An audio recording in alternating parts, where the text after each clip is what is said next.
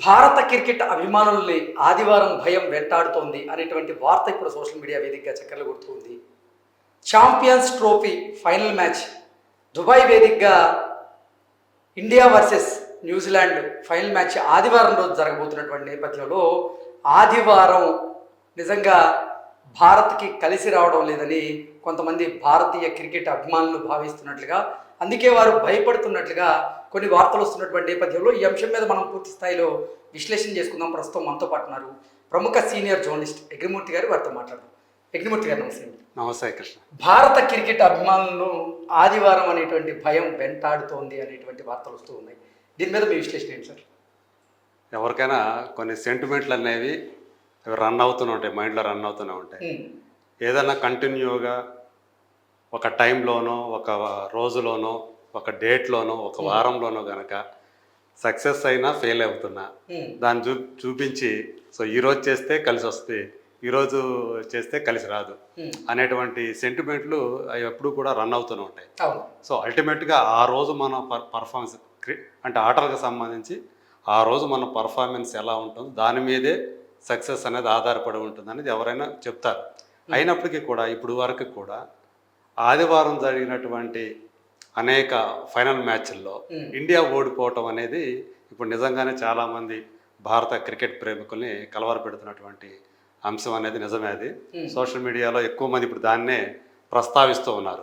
ఎందుకంటే 1983 అంటే మన దేశం వరల్డ్ కప్ గెలవటం అనేది అసలు ఇంపాసిబుల్ అని అప్పటిదాకా అనుకుంటూ వస్తున్న దాన్ని ఈవెన్ మన వాళ్ళు ముందు బ్యాటింగ్ చేసి 183 పరుగులకే 187 పరుగులకో ఆల్అౌట్ అయిపోతే ఇక ఈజీగా వెస్టిండీస్ గెలుస్తుంది అని అందరూ కూడా భావించిన వేళ ఆ రోజు కపిల్ డెవిల్స్ అంటారు ఆ టీంని. అప్పుడు కపిల్ డెవిల్స్ మనకంటే తక్కువ స్కోర్కే వాళ్ళని ఆల్అౌట్ చేసి విశ్వ విజేతగా నిలిచినటువంటి ఆ క్షణాలు ఏవైతే ఉన్నాయో 1983లో అది ఆదివారం కాదు, శనివారం. సో అప్పటి నుంచి కూడా ఎప్పుడు విశ్వ విజేతగా నిలిచినా అది వన్డే ఇంటర్నేషనల్ కావచ్చు, లేదంటే T20 కావచ్చు, టెస్టులు కావచ్చు, టెస్ట్ ఛాంపియన్షిప్లు కావచ్చు, లేదా ఈ ఛాంపియన్స్ ట్రోఫీ కావచ్చు. సో ఎప్పుడు గెలిచినా శనివారము లేదా సోమవారమో జరిగాయి అవన్నీ కూడా ఇప్పటివరకు కూడా. అంటే మన ఇండియా గెలిచినవన్నీ కూడా అయితే శనివారం లేదా సోమవారం అలా ట్రోఫీలు గెలిచింది మనం. అయితే ఎప్పుడు ఆదివారం జరిగినా అది ఇంతవరకు కూడా ఇండియా గెలవలేదు. అట్లాంటి ఇప్పటివరకు కూడా 5 సార్లు సంభవించింది అన్ని కలుపుకొని, T20లు కానీ, వన్డే ఇంటర్నేషనల్స్ కానీ, ఛాంపియన్స్ ట్రోఫీ కానీ.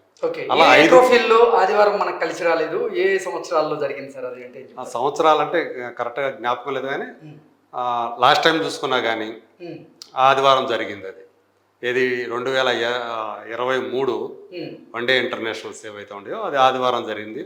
మన ఫైనల్స్లో ఆస్ట్రేలియా చేతిలో ఓడిపోయాం. అట్లాగే T20 వరల్డ్ కప్ ఫస్ట్ జరిగినప్పుడు మనం గెలిచాం, అది సోమవారం జరిగింది. ఆ తర్వాత జరిగినవన్నీ కూడా మన వాళ్ళు ఫైనల్స్కి వచ్చిన దాంట్లో ఓడిపోయింది. దాని తర్వాత ఒకసారి వచ్చింది అనుకుంటా ఫైనల్స్కి, అది ఆదివారం జరిగింది, ఓడిపోయింది. సో ఇప్పుడు మళ్ళీ ఫైనల్స్కి వచ్చింది. సో T20 వరల్డ్ కప్కి వచ్చేటప్పటికి థర్డ్ టైం మన ఇండియా ఇప్పుడు ఫైనల్స్లోకి ప్రవేశించింది. ఈసారి కూడా న్యూజిలాండ్ని ఆదివారం ఎదుర్కోవాల్సి రావటం అనేది చాలామంది అభిమానులు, అంటే టీం మెంబర్స్కి అయితే ఏం ఉండదు, కానీ వాళ్ళ ఆట మీద దృష్టి పెడతారు.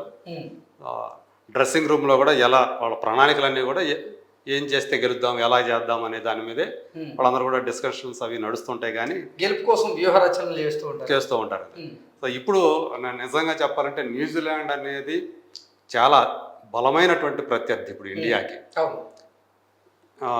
ఈ చూసుకుంటే వరల్డ్ కప్పుల్లో కానివ్వండి, వీటిల్లో ఇండియా తర్వాత అత్యధిక సార్లు ఫైనల్స్కి వచ్చినటువంటి జట్టు ఏదైనా ఉందంటే అది న్యూజిలాండే. ఎగ్జాక్ట్లీ. కప్పులు గెలుచుకోవడం ఆస్ట్రేలియా గెలుచుకుంది, కానీ బట్ ఫైనల్స్ దాకా వచ్చింది. ఛాంపియన్స్ ట్రోఫీలో కానీ, వీటిలో T20లో కానీ న్యూజిలాండ్ అనేది చాలాసార్లు వచ్చింది. మన వాళ్ళు 12 సార్లు 11 సార్లు ఫైనల్స్ దాకా వచ్చారు. ఆ తర్వాత ప్లేస్లో న్యూజిలాండ్ 7 టైమ్స్ వచ్చింది. ఆ తర్వాత 6 టైమ్స్ ఆస్ట్రేలియా ఉంది.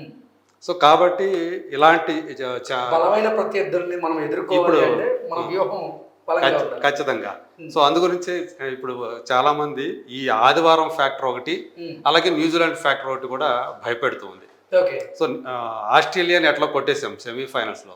సో ప్రతీకారం 2023 వన్డే ఇంటర్నేషనల్ దానికి ప్రతీకారం తీసుకున్న వరల్డ్ కప్కి ఈసారి ఛాంపియన్స్ ట్రోఫీలో దాన్ని ఓడించేసాం కాబట్టి చాలామంది అమ్మయ్య మనకి ఆస్ట్రేలియా థ్రెట్ అనేది పోయింది అనుకున్నారు. కానీ ఇప్పుడు చాలామంది ఇంకా విశ్లేషకులు అయితే న్యూజిలాండ్ ఇలాంటి వాటిల్లో టోర్నీల్లో, ఐసీసీ టోర్నీల్లో ఆస్ట్రేలియా కంటే కూడా ప్రమాదకరమైనటువంటి ప్రత్యర్థి న్యూజిలాండ్. మిగతా టైంలో మిగతా టోర్నీలో వాళ్ళు అంటే ముక్కోణపు టోర్నీలు కానివ్వండి, లేదా ఫేస్ టు ఫేస్ టోర్నీలో కానివ్వండి, వాళ్ళు వెనకబడినా కానీ బట్ ఐసీసీ ట్రోఫీలకు వచ్చేటప్పటికి వాళ్ళు చాలా బలమైనటువంటి ప్రత్యర్థులుగా ఉన్నారు. ఇప్పుడు మిచెల్ శాంటర్ తను ఇప్పుడు కెప్టెన్గా వ్యవహరిస్తూ ఉన్నాడు. అతని వ్యూహాలు కూడా ఇప్పుడు బాగా ఫలిస్తూ ఉన్నాయి. చాలా చక్కగా బౌలర్స్ను ఉపయోగించుకుంటున్నాడు. అవతల వాళ్ళని కట్టడి చేయగలుగుతాడు, అంటే ఎక్కువ పరుగులు చేయకుండా నియంత్రించగలుగుతున్నాడు అని చెప్పేసి అతని కెప్టెన్సీని అందరూ కూడా మెచ్చుకుంటూ ఉన్నారు. పైగా చాలా వాళ్ళకి ఎట్లా ఉందంటే ఎంత సమతూకంగా ఉందంటే మ్యాట్ హెన్రీ లాంటి అత్యంత ప్రభావశీలి అయిన ఫాస్ట్ బౌలర్ ఉన్నాడు. అంటే స్టార్టింగ్లోనే వికెట్లు తీయగల సత్తా అతని సొంతం మ్యాట్ హెన్రీ. సార్ కాకపోతే ఏంటంటే ఇప్పుడు దుబాయ్ వేదికగా జరుగుతున్న ఈ ఫైనల్ మ్యాచ్కి దుబాయ్ పిచ్ అనేది అది స్పిన్ బౌలర్లకి అనుకూలంగా మారేటువంటి అవకాశం ఉన్న నేపథ్యంలో ఖచ్చితంగా అంటే స్పిన్ బౌలర్ల విషయానికి వస్తే భారత్ వైపు మరింత మంది ఉన్నారు, న్యూజిలాండ్ వైపు అంటే అప్పటికప్పుడు తీసుకొచ్చి ఆడించేటువంటి స్పిన్ బౌలర్లు ఉన్నారు.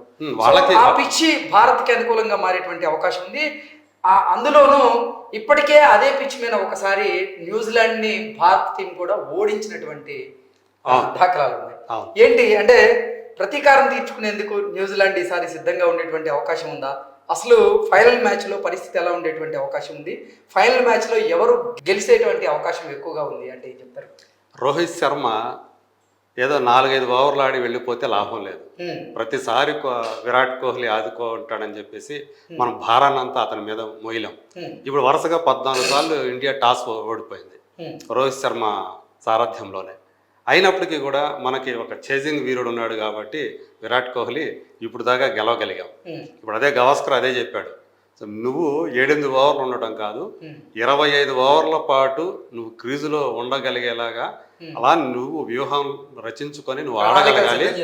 ఆ దూకుడుగా ప్రతిసారి దూకుడుగా ఆడేసేసేద్దాము, మిగతా బ్యాట్స్మెన్ కుదరదు అని చెప్పేసి ఆయన చాలా స్పష్టంగా చెప్పాడు. నువ్వు కనీసం 25 ఓవర్ల దాకా ఆడి అక్కడ బోర్డు మీద 180 నుంచి 200 పరుగులు ఉండేదాకా నువ్వు ఉంటే అప్పుడు ఇంకా మనకి విజయావకాశాలు ఎక్కువగా ఉంటాయి. ఇప్పుడు మీరు అన్నారు స్పిన్ బౌలింగ్, ఆ స్పిన్ బౌలింగ్ ఇండియా ఇప్పుడు వరుణ్ చక్రవర్తి వచ్చిన తర్వాత ఇంకా మరింత మిస్టరీ స్పిన్నర్ అంటారు అతను, ఇంకా మరింత బలోపేతమైంది స్పిన్ విభాగం అనేది.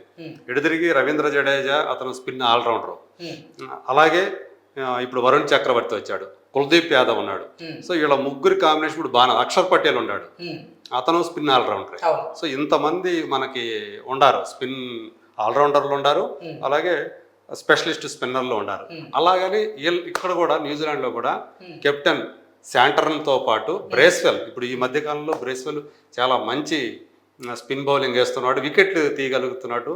అలాగే ఇప్పుడు గ్లెన్ ఫిలిప్స్ అతను హార్డ్ హిట్టర్, అతను ఆల్రౌండరే, కానీ అతను అవసరమైన సమయంలో అతను కూడా వికెట్ తీసినాడు. మొన్న కూడా చూస్తే సౌత్ ఆఫ్రికా మ్యాచ్లో ఫిలిప్స్ కూడా 2 వికెట్లు తీయగలిగాడు, శాంటర్న్ 3 వికెట్లు తీశాడు.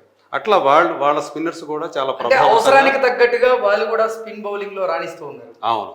సో అది అందు గురించి చాలా సమతూకంగా ఉంది అంటున్నాను. అక్కడ వాళ్ళ ఇప్పుడు కేన్ విలియమ్స్ కెప్టెన్సీ తప్పుకున్న తర్వాత అతను బ్యాటింగ్ ఇంకా మరింత మెరుగ్గా రాణిస్తూ ఉన్నాడు.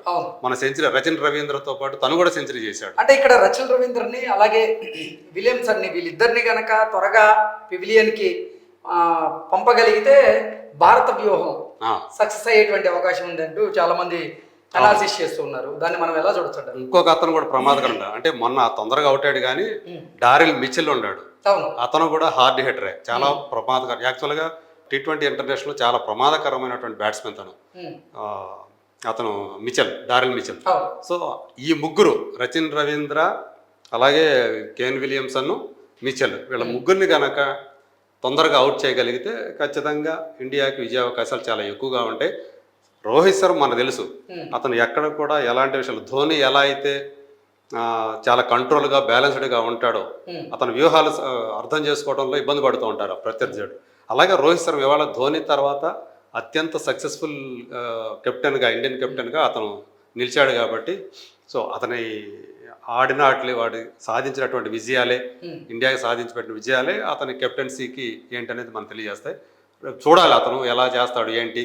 సో ఈసారి అంటే మిడిల్ ఆర్డర్ విషయానికి వస్తే కూడా, అంటే న్యూజిలాండ్ టీంతో పోలిస్తే భారత టీం చాలా పటిష్టంగా ఉంది. కేఎల్ రాహుల్ 6th నెంబర్లో రావటం అనేది ఇండియాకి చాలా బలాన్ని ఇస్తుంది. సో అతను అంటే అక్షర్ పటేల్ కూడా ముందుకు వచ్చి 4th నెంబర్లో వచ్చి బ్యాటింగ్ చేస్తున్నాడంటే మన ఇండియన్ బ్యాటింగ్ అంటే టాప్ ఆర్డర్ బాగుంది, మిడిల్ ఆర్డర్ బాగుంది, లోయర్ ఆర్డర్లో కూడా మనకు కనిపిస్తుంది. సో ఈవెన్ రవీంద్ర జడేజా వరకు కూడా మనకి 8th నెంబర్ వరకు బ్యాట్స్మెన్ వరకు కూడా చాలా బలంగా, పేపర్ మీద అయితే చాలా బలంగా కనిపిస్తుంది అప్ టు రవీంద్ర జడేజా.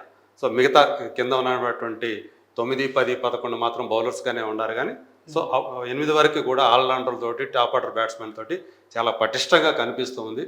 నిజంగా కేఎల్ రాహుల్ అతను ఆడుతున్న తీరు ఇప్పుడు ఇండియాకి సంబంధించి మాత్రం అందరూ కూడా చాలా హ్యాపీగా ఫీల్ అవుతున్నారు. తన పాత్రను అర్థం చేసుకొని ఒకవైపు వికెట్ల వెనక ఉండి పరుగులు నియంత్రించడంలో కానీ, క్యాచ్లు పట్టడంలో కానీ, రాహుల్ ద్రావిడ్ నాకు తెలిసి ఇదివరకు రాహుల్ ద్రావిడ్ వన్డేలు అలా చేసేవాడు. కానీ కీపింగ్ విషయంలో రాహుల్ ద్రావిడ్ కంటే కూడా కేఎల్ రాహుల్ మరింత బాగా చురుగ్గా కదులుతాడు, క్యాచ్లు కూడా పట్టుకోగలుగుతున్నాడు. సో అతను డైవ్ చేస్తున్న విధానం కానీ, అతను కానీ చాలా చురుగ్గా ఉంటాడు. అలాగే బ్యాట్స్మెన్గా కూడా చాలా యూస్ఫుల్గా ఉంటున్నాడు. అంటే ఏ ప్లేస్లో బ్యాటింగ్కి వచ్చినప్పటికీ అతను మాత్రం పరుగుల వర్షం కురిపిస్తూనే ఉన్నాడు, అంటే నిలకడగా. అవును, ఈవెన్ మన హార్దిక్ పాండ్యా మొదట ఒక ఓవరు అంటే తను ఎదుర్కొన్న మొదటి 6 బంతులు స్లోగా ఆడినా, తర్వాత 3 సిక్స్లు కొట్టి ఒక్కసారిగా ప్రెజర్ అంతా కూడా తీసేశాడు. సో దాంతో అతను ఆడిన విధానం చేసింది 26 పరుగులు అయినప్పుడు అందులో 3 సిక్స్లు ఉన్నాయి.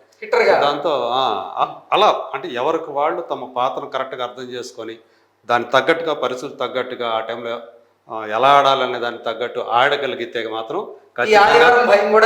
అవును, ఈసారి దాన్ని బ్రేక్ చేసి, ఆ సెంటిమెంట్ని బ్రేక్ చేసి ఆదివారం ఇండియా గెలవలేదు అనేటువంటి ఆ జింక్స్ ఏదైతే ఉందో దాన్ని బ్రేక్ చేసి ఇప్పుడు ఆదివారం అయినా సరే వారంతో సంబంధం లేదు అని నిరూపిస్తుంది అనేటువంటి నమ్మకం చాలామంది మన క్రికెట్ అభిమానుల్లో ఉంది.